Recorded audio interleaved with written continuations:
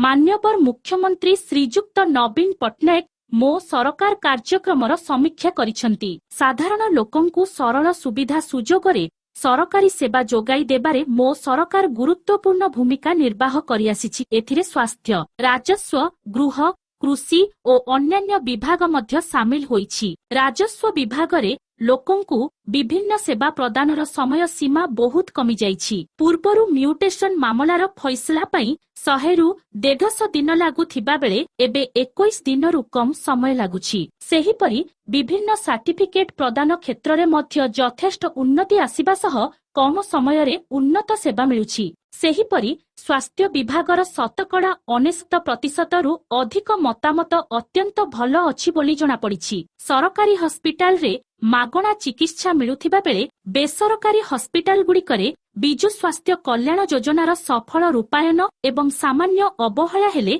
तुरंत पदक्षेप ग्रहण करा जाउथिबार देखा जाउछि। अवसर प्राप्त कर्मचारी मानंकु ठीक समय रे पेंशन जोगाइबा क्षेत्र रे आहुरी उन्नति आनिबार आवश्यकता रहिछि। तेणु प्रत्येक विभाग एहाकु समीक्षा करी किपरि व्यवस्था रे परिवर्तन सह पदोन्नति क्षेत्र रे मध्य किपरि उन्नति आनी हेबो सेथिपई मुख्यमंत्री परामर्श देइछन्ति।